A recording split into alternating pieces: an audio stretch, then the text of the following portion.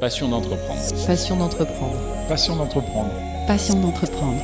Salut, c'est Seb Sullivan dans votre podcast Passion d'entreprendre. On parle de tous les sujets qui concernent les entrepreneurs de la Nouvelle-Aquitaine qui nous racontent leur parcours. Mon objectif est de rencontrer en face à face des gens investis et passionnés. Si vous appréciez Passion d'entreprendre, faites-le moi savoir en laissant un avis et en mettant 5 étoiles sur votre plateforme d'écoute préférée. Merci d'avance. On se retrouve également sur Facebook et Instagram. Dans ce 30e épisode, on échange avec une sacrée personnalité. Joël Dupuche, ostréiculteur du côté de Lèche-Cap-Ferré. On parle avec lui de son parcours et de sa vision d'entreprendre. Il nous raconte une partie de son histoire qui est très riche en anecdotes et nous livre quelques conseils. Je lui ai laissé également le dernier mot concernant la citation du moment. Je vous souhaite à tous une bonne écoute. Bonjour Joël, merci de m'accueillir ici au parc de l'Impératrice. Ma première question, vous êtes dans l'univers de l'ostréiculture donc depuis plusieurs générations. Est-ce que pour vous c'était une évidence d'aller dans ce mouvement-là ?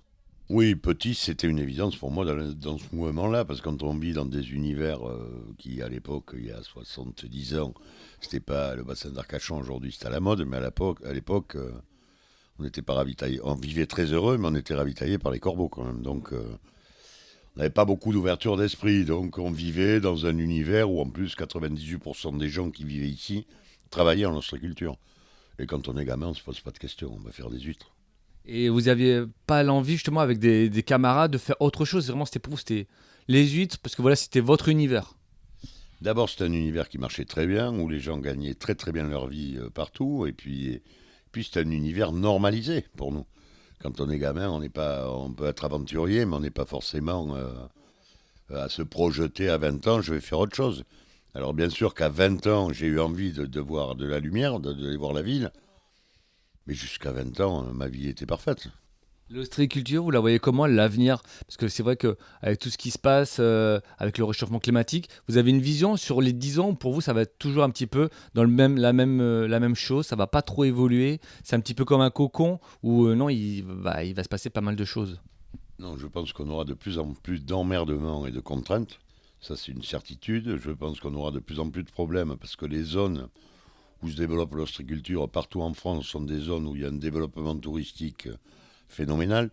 Si on prend les statistiques du bassin d'Arcachon, on a fait 2,5 fois la population de 1968 à aujourd'hui. Et je ne pense pas que les moyens de traitement de tous ces gens-là soient à l'échelle de leur évolution. Donc forcément, ceux qui payent à la sortie, c'est les ostréiculteurs, parce que dès qu'il y a une merde, c'est nous qui sommes fermés, et c'est nous qui payons, un peu pour tout le monde. Je pense que l'avenir va être compliqué à cause de ça, dans l'ostréiculture. Deuxièmement, je pense que les productions vont se regrouper. Il y a des gens qui produisent de plus en plus gros et bien, parce que le tout n'est pas de faire des tonnages de coquilles, c'est de faire du beau produit, et qu'il y aura une redistribution des cartes dans les années à venir.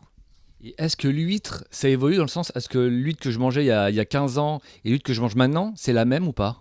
Oui, les huîtres sont les mêmes que celles qu'on mangeait. La différence, c'est que dans les années 60, on mangeait des huîtres beaucoup plus petites, parce que les gens n'avaient pas le temps de les faire pousser. Les belles huîtres à l'époque, c'était les huîtres plates, c'est ce qu'on appelait la gravette sur le bassin d'Arcachon, la belon en Bretagne, la cancalaise à Cancale, et la marraine à Marennes, mais qui étaient des huîtres plates. On est venu à la Creuse quand la plate a crevé après les années 60. Et l'huître creuse, c'était qualifié comme une huître de pauvre. C'était ce que mangeaient les dockers sur les quais à Bordeaux. Voilà, mais c'était des énormes paniers. On emballait les paniers de 700 huîtres au numéro 7. Donc ça pesait 25 grammes. C'était les huîtres. Donc c'était tout petit, c'était noisettes. Donc les habitudes de consommation ont changé. Le niveau de qualité a grimpé considérablement. La taille a grimpé, c'est-à-dire qu'aujourd'hui... c'est simple, le numéro 3, la norme, c'est 63 grammes à 85 grammes. Enfin, la tendance, c'est du 3 à 85 grammes plutôt qu'à 65 grammes. Vous avez monté des affaires, des restaurants ? D'avoir monté des affaires, c'est plus des opportunités que vous avez saisies ou c'était vraiment une réelle envie de monter des restaurants ? Non, c'était au début, c'est des opportunités, c'est de la découverte. En fait, moi, j'étais dans l'huître. De l'huître, j'ai racheté un magasin à Bordeaux qui s'appelait les Huîtres Brunet, qu'on a développé très très vite, puisqu'on a multiplié le chiffre d'affaires par 3 la première année. puis on a continué à avoir un développement un peu géométrique et donc ça me faisait plaisir. Et puis là, un peu emporté par ma réussite, je dirais, il y a eu le centre commercial de Mériadec qui s'est monté. Et tous les commerçants un peu dynamiques de Bordeaux prenaient des magasins à Mériadec, donc j'ai pris un magasin à Mériadec. Et puis là, en fait, je changeais de CSP client, c'était pas les mêmes trucs, et donc on vendait moins. Il a fallu que je m'adapte, donc j'ai posé un comptoir de 4 mètres de long, avec des tabourets devant.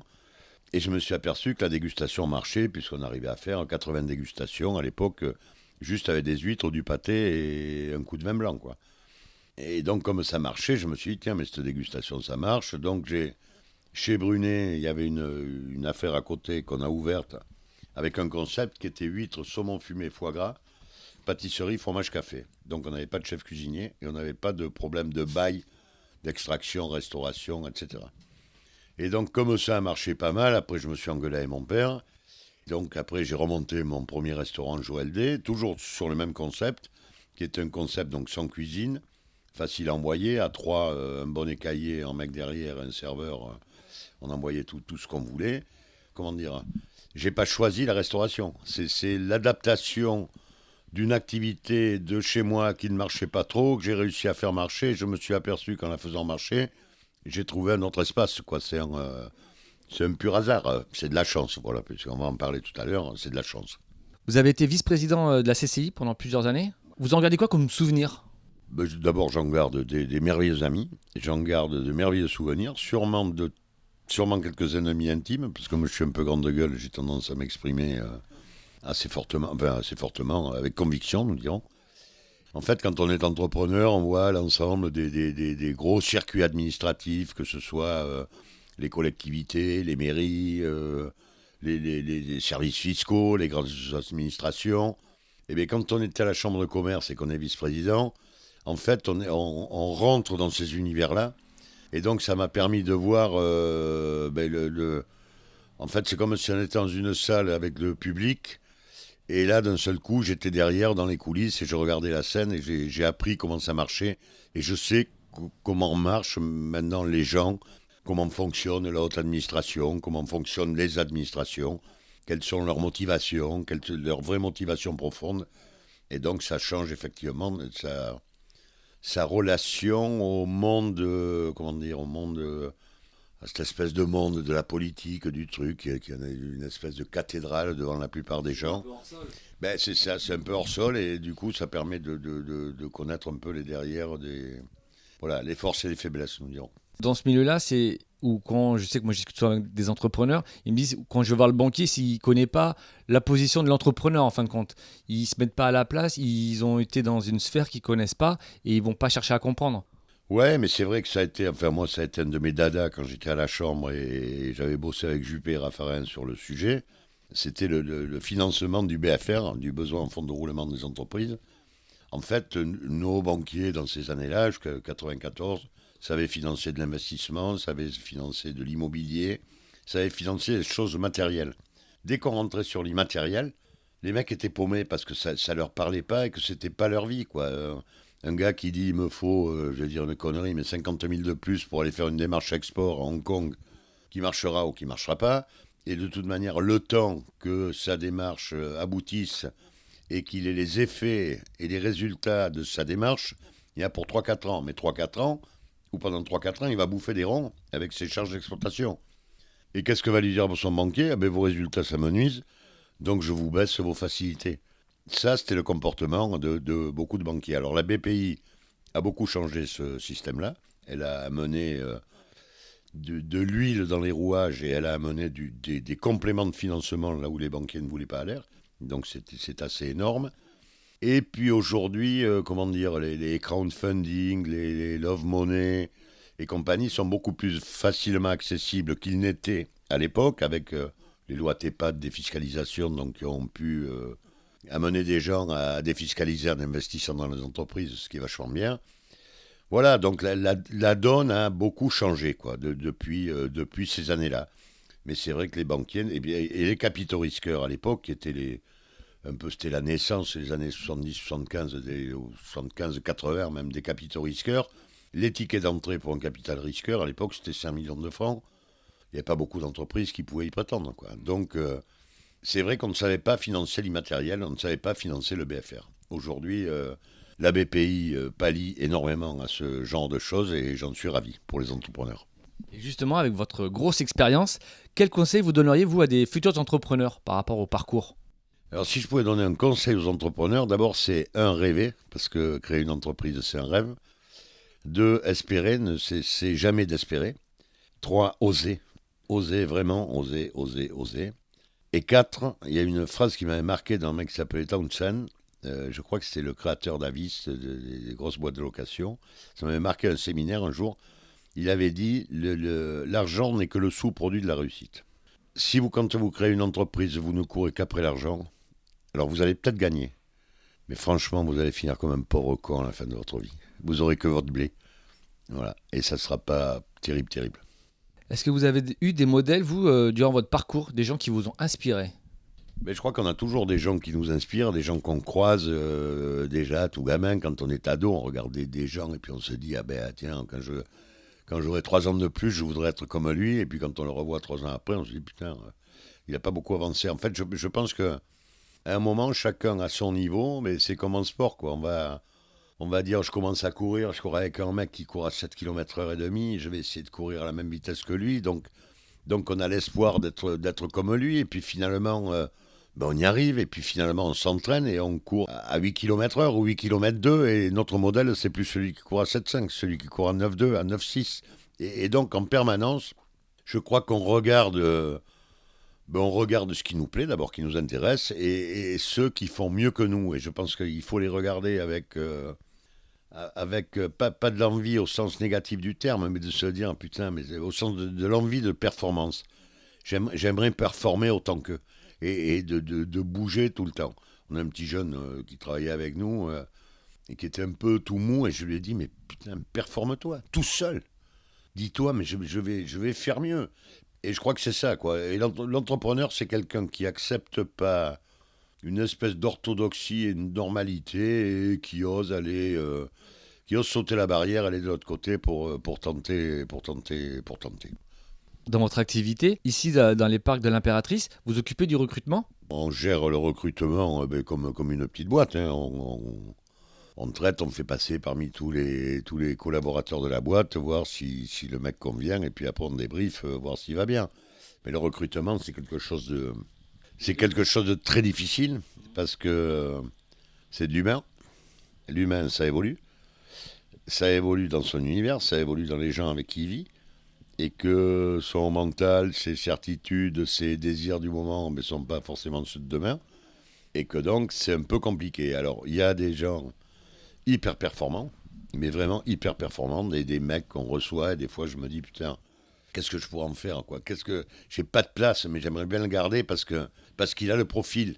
Et en fait, ce que recrutent les entreprises aujourd'hui, c'est des profils. On parle de génération Z qui sont un peu à la ramasse. Alors, c'est vrai qu'il y en a un paquet à la ramasse, mais quand ils sont bons, ils sont super bons. Et que le drame, c'est qu'il va se creuser un fossé entre ces hyper performants et ce que j'appelle des branlotins du type, je m'en fous aujourd'hui, je vais bosser 3 mois, je vais prendre le chômage, je vais aller me promener un peu. C'est super de 20 à 30 ans, hein, mais c'est à partir de 30 ans, si on ne construit plus, on passe rapidement du stade jeune original rigolo au stade vieux compitoyable. Et là, c'est dramatique. Et la bascule se fait d'un coup, si on ne se ressaisit pas. Donc, Et vous avez une question justement, lors d'un entretien, vous aimez bien poser ? Vous voyez quoi demain ? Demain, vous êtes qui et vous voulez être qui ? Souvent, dans les entretiens, il y avait des fois, avec d'autres collaborateurs, il y a des gens qui disent « Oh, il a les dents longues ». Et moi, je dis souvent, les dents, c'est plus facile à limer qu'à faire pousser. Alors donc, je préfère les gens qui ont les dents longues. Et c'est un milieu, en fin de compte, il y a beaucoup d'hommes, il y a très peu de femmes. Ça évolue ? Non, on a beaucoup de femmes dans l'ostréiculture. Alors, c'est un travail primaire et physique, hein, donc c'est vraiment de l'agriculture, quoi. Donc, c'est pas... On a besoin de gens qui aient un super état d'esprit, une vraie envie, et qui aiment la qualité et qui soient sensibles au fait, qui soient capables de trouver du sens à ce qu'ils font, même si c'est une petite mission. Moi, j'ai une histoire qui me plaît beaucoup, c'est les 3 tailleurs de pierre qui taillent une pierre, ils ont la même pierre, le même marteau, le même burin, ils font exactement les trois la même chose. Il y en a un, on lui dit qu'est-ce que tu fais ? Il dit moi je travaille. Le deuxième, on lui dit qu'est-ce que tu fais ? Il dit moi je taille une pierre. Et le troisième, on lui dit qu'est-ce que tu fais ? Il dit moi je bâtis une cathédrale. Et que la même action, faite avec une motivation en ayant du sens, pour celui qui l'a fait, elle n'aura pas la même pénibilité. C'est-à-dire que je crois qu'on est capable de faire des choses extrêmement pénibles si elles s'inscrivent dans une vision et qu'on donne du sens à ce qu'on fait, on ne va pas souffrir. Si on ne donne aucun sens à ce qu'on fait, on va souffrir. Et si on ne donne pas de sens, on ne fera pas bien les choses. On les fera sans qualité. Et donc, ça va s'en ressentir. Et nous, la qualité, c'est notre base, quoi. C'est-à-dire que dans les huîtres, je pense que si on a la confiance de nos clients, c'est parce qu'on amène de la régularité dans la qualité. Et donc, il faut que les gens qui travaillent avec nous et qui font le même métier que nous aient la même projection que nous. C'est-à-dire que se disent, quand ils mettent l'huître dans le panier, il y en a un qui va la sortir, il faut qu'il soit super heureux quand il va la sortir. Nous, on a la chance, avec Bruno Gahuzer, qui travaille avec moi depuis 42 ans, d'avoir tout fait, d'être dans l'huître. C'est-à-dire qu'on a fait la production, on a fait la vente, on a fait les caillages. Je pense que tous les deux, on a dû ouvrir à peu près plus de 20 millions d'huîtres par an. Et donc, on a une connaissance du produit, de nos produits et des produits de nos confrères, qui est assez forte. Et notre leitmotiv à nous, c'est de dire, ne donne jamais à quelqu'un ce qu'on n'aurait pas aimé recevoir. Et donc, on bosse comme ça, en donnant du sens et en pensant qu'on donne le sourire et du bonheur aux gens qui sont à l'autre bout de notre chaîne. Pour revenir à l'huître, en fin de compte, est-ce que c'est quelque chose qui se travaille comme le vin parce qu'en fin de compte, ça évolue, la température de l'eau, ou suivant... c'est comme des ingrédients, vous essayez d'avoir toujours le même goût de la même huître chaque année, ou il y a des petites variantes D'abord, le goût de l'huître, ça varie énormément, puisque l'huître est composée d'à peu près minimum 75 à 80% d'eau, et d'eau salée. Et le sel, comme tout le monde le sait, c'est un exhausteur de goût. Donc la même huître qu'on prend, on prend 4 huîtres du même endroit. Il y en a une qu'on met dans de l'eau un petit peu plus douce, où l'eau de l'océan est à 35 grammes par litre, donc on va descendre une huître à 25 grammes par litre. On va en mettre une autre à 28 grammes par litre, une autre à 30 grammes par litre et l'autre à 35 grammes par litre. Elles peuvent être voisines dans la même poche d'huître, dans le même endroit. Quand vous allez les goûter, elles n'auront pas le même goût. C'est-à-dire que le ressenti de notre goût ne sera pas exhausté par le sel, enfin l'une moins que l'autre. Donc le goût d'une huître, l'huître c'est des saveurs, mais qui ne sont pas des saveurs arrêtées. Une bouteille de vin, c'est inerte. Quand je dis c'est inerte, elle continue à évoluer. Mais il y a une constance. Si on prend 100 bouteilles de Château l'Arrivée Aubryon, on va les goûter, elles vont se tenir. Ça va être une lignée. Dans l'huître, on a toujours la surprise que ce soit un peu meilleur, un peu différent, un peu moins bon. Donc globalement, nous, ce que j'appelle la qualité, d'abord c'est des huîtres charnues, parce qu'il y a des gens qui aiment les huîtres un peu maigres, enfin un peu fines. Moi, j'aime les huîtres charnues, où il y a de la mâche, où ça croque, où ça délivre des saveurs de noisettes. Ça, il n'y a que le gras qui délivre ça, puisque c'est des glycogènes. En fait, ça sucre légèrement ce mélange sucré-salé qui donne ça. Donc moi, j'aime les huîtres comme ça. Alors après, des fois, on a des périodes où toutes nos huîtres, on leur mettrait 10 sur 10 avec 4 étoiles. Et puis d'autres périodes dans la saison où justement, en fonction des conditions climatiques, on va descendre en niveau de qualité. Mais on ne descend jamais en dessous de 8, quoi. Donc on a toujours 8 sur 10, quoi, ou 16 sur 20, quoi qu'il arrive. Pour notre haut de gamme. Alors après, on a 2 gammes derrière plus...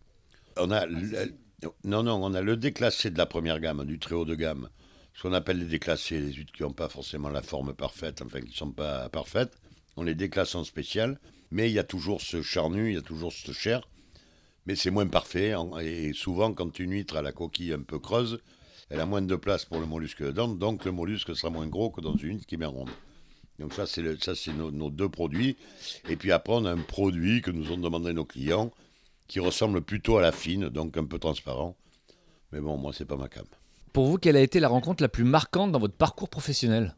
Il y a plein de mecs qui m'ont marqué. Il y a un des premiers qui m'a marqué, c'était Guy Maheo, qui était le plus gros producteur de plâtre de Bretagne. Il avait une boîte qui s'appelait la Pimpolaise la Pimpolaise du Large, à Les Ardrieux, qui était une boîte gigantesque. Et ce mec, en 73, il était déjà informatisé. Il avait un bateau sur lequel il mettait, son dragueur, il mettait deux bennes, les grosses bennes alu, là, des camions semi-remorques. il draguait 60 tonnes d'huîtres par jour. Et c'était impressionnant parce il posait 1 million de collecteurs, il avait inventé un collecteur. Enfin, c'était des espèces de précurseurs. Mais à l'époque, l'huître gagnait beaucoup, beaucoup d'argent. C'est-à-dire qu'un producteur gagnait beaucoup d'argent et les grosses maisons gagnaient énormément d'argent. Donc, ils avaient une grosse capacité à investir en recherche-développement, en originalité. Et c'était des... Voilà, Guy Maheo est un des gars qui m'a vraiment le plus marqué en termes de dynamisme, de modernisme. Vraiment, c'était impressionnant, quoi. Il avait des grues de chantier qui remontaient ses containers jusqu'à l'exploitation en haut. Tout était informatisé. En fait, mais en 74, ça n'existait même pas. Non, mais c'était de l'informatique à carte à l'époque, quoi. Enfin, c'était des cartes perforées. Et donc, lui, il était déjà super équipé. Donc voilà, Guy Maheo, après, en producteur, il y a Claude Frick, un ostréiculteur breton qui m'a marqué. Il y a plein de gens qui m'ont marqué dans la qualité. Les premières très belles huîtres que j'ai vues, c'était les spéciales de Marennes. C'était des gens comme Jeannot Roumégous, comme Papin, comme Ancelin. C'était des gens qui faisaient des huîtres d'une qualité toujours très charnue quand ils faisaient leur spécial. Moi, j'ai grandi avec ça. C'est-à-dire que mes modèles... Alors, disons que mes modèles, c'était pas des gens, à part Maillot, parce que c'était un illuminé, je dirais. Mais ce qui m'a toujours marqué, c'est les produits. C'était les belles huîtres, ça m'a toujours, et je suis toujours extrêmement confraternel avec les gens qui font du beau, quoi. Voilà, j'ai tendance à... Ouais, j'ai un Instagram et je publie les huîtres des autres. Quand elles sont belles, quoi, je dis, il faut le dire, quoi. Voilà. J'aime le beau. Et est-ce que vous avez un mot ou une phrase pour vous motiver, vous, tous les matins? Alors, d'abord, j'ai une règle de base. Déjà, tous les matins, je regarde le paysage devant chez moi. Donc, la plage, le lever de soleil, c'est déjà un cadeau. Déjà, moi, quand je me lève et que je respire, c'est déjà le premier cadeau. Je suis vivant. 2, je regarde le paysage, et ça, le paysage me remplit d'espérance, de bonne humeur, de pêche. Et 3, je vais toujours bien, et je vais vous expliquer les raisons. Parce que quand je vais mal, je ferme ma gueule, parce que sinon, ça fait de la peine aux gens qui nous aiment, et ça fait plaisir aux cons qui nous aiment pas. Donc, moi, quand on me dit ça va, je dis toujours bien, très bien. Et je dis, tant que je suis là pour en parler, c'est que ça va. Question d'Alex, c'est un auditeur de Passion d'entreprendre. Regrettez-vous les sacrifices donc plutôt familiaux qui ont fait une part de votre réussite? Je n'ai jamais de regrets dans ma vie. Je n'ai pas. Donc je risque pas de regretter ça. Et puis j'ai pas l'impression que qui que ce soit ait fait des sacrifices familiaux. Alors, j'en reviens au sens de tout à l'heure à mes tailleurs de pierre. Quand on fait quelque chose avec une vision et un dessein et l'envie de faire, il n'y a pas de sacrifice. On ne souffre pas. Puisque même les choses qui font mal et qui sont difficiles à faire, elles sont sublimées par l'envie. Donc tout va bien. Parce que je pense que pour en revenir à Alex, que je connais, c'est en fin de compte, je pense, c'est quelqu'un qui a beaucoup voyagé aussi par rapport à son travail. Donc il était peut-être pas tout le temps à la maison et passait du temps avec ses enfants. C'est peut-être plus de ce côté-là. Oui, mais d'abord, c'est une nouvelle mode. Là, maintenant, les papas gâteaux. Moi, j'ai démarré, François Dolto n'existait pas. Et donc, à l'époque, moi, mes idoles, c'était les corsaires. Les corsaires, ils se barraient pendant 5 ans, 6 ans. Ils revenaient, on grandissait. Moi, mon père ne m'a jamais torché le cul, n'a jamais ramassé un truc. C'était un agriculteur guerrier qui allait au boulot. En fait, il ne m'a jamais rien expliqué. Je me suis construit par exemplarité, c'est-à-dire en le regardant vivre comme les grands singes. J'ai grandi, voilà, comme les bonobos ou les gorilles. À regarder vivre mes aînés, je me suis construit avec ça. Puis après, chacun trouve sa route dans son intellect et avec les moyens qu'il y a.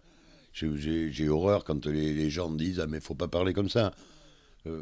Pas de ce que je dis là, mais des fois d'utiliser des mots. Je dis « Mais attendez, mais il a peut-être que 200 mots, le mec ». Et aujourd'hui, par wokisme ou parce que vous êtes branchouille, vous allez lui en supprimer 50 parce qu'il n'utilise pas les bons. Mais qui vous êtes? Quels sont pour vous les ingrédients à avoir pour être un bon entrepreneur?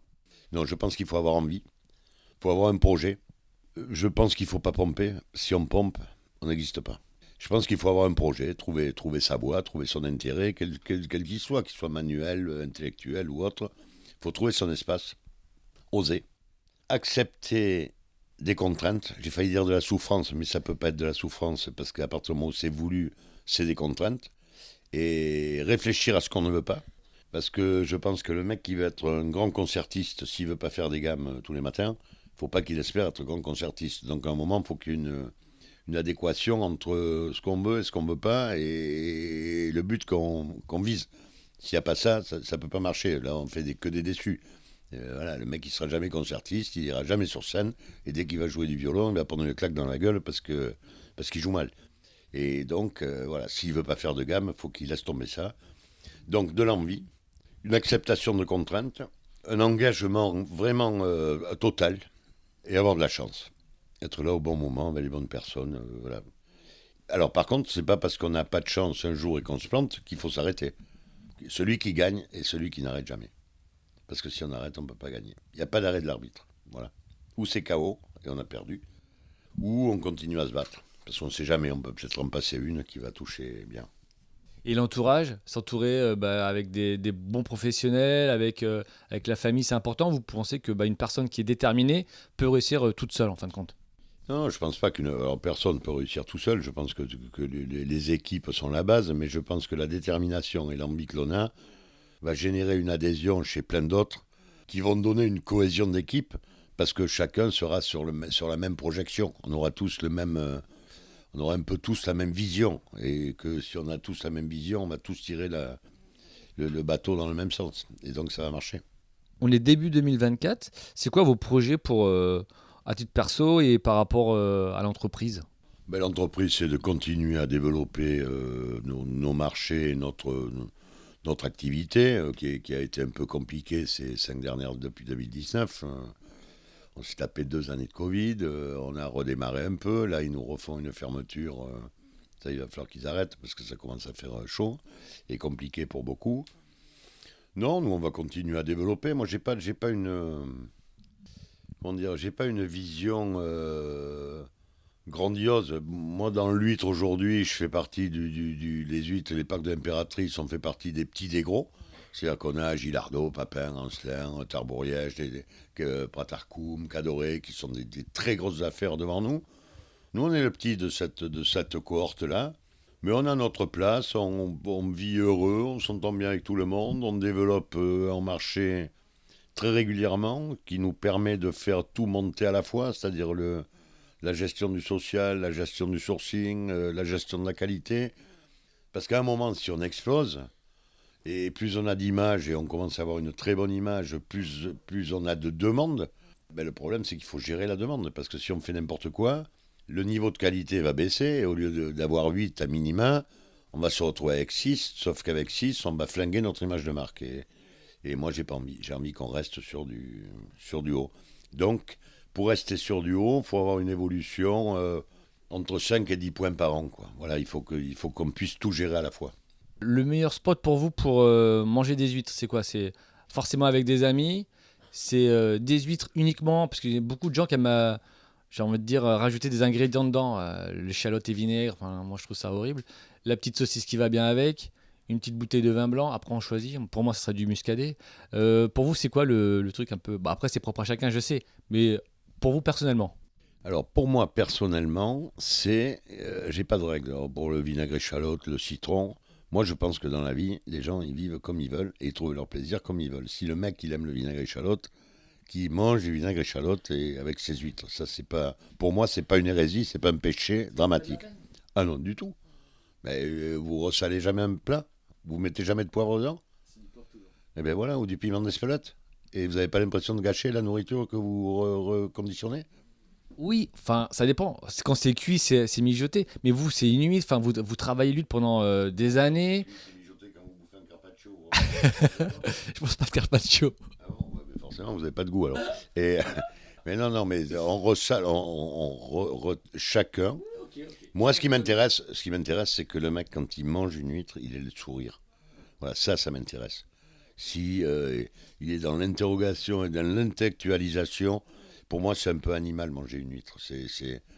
Quand il la mange, il faut qu'il s'éclate, quoi. Alors, s'il a envie d'y mettre du citron et que ça l'éclate, qu'il mette du citron. Voilà.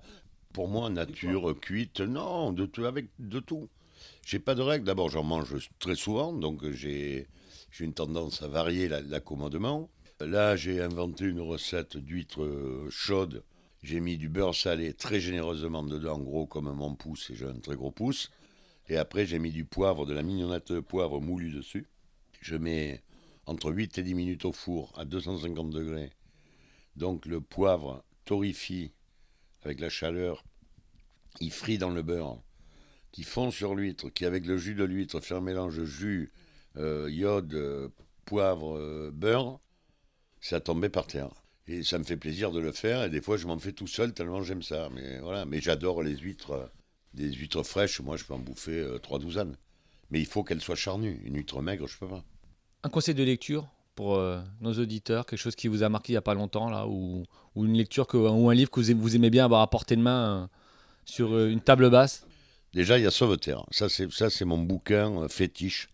Sauveterre, c'est un bouquin qui a été écrit par Jean Lartegui en 1965, qui est surprenant parce que c'est 5-6 portraits de mecs totalement différents, d'univers différents, avec des fonctionnements différents. Et la sociologie des gens est super intéressante. Et ce livre m'a passionné. Je voulais m'endormir, mais Lartegui avait écrit que des livres de guerre. Et j'arrive dans ma bibliothèque, je vois ce bouquin, je dis merde, ça va être encore un truc type les centurions ou les mercenaires. Et puis bon, je me dis, il faut que je me lève à 4 heures, il était 20 heures, j'allais dormir, enfin j'allais tenter de dormir. J'ai dit, je vais prendre ce livre, je vais lire 4 pages, je vais m'endormir. Et en fait, j'ai lu le bouquin dans la nuit, tellement ça m'a amené. Et l'autre bouquin dont je cherchais le titre, c'est Sapiens. Toute la série des bouquins qu'a fait ce mec, là, Sapiens, je ne sais pas comment il s'appelle, là, l'auteur, mais c'est très intelligent. Ça donne une perspective différente à plein de choses. J'aime bien à chaque fois faire une citation dans le podcast. Est-ce que vous avez une citation que vous aimez bien dire ?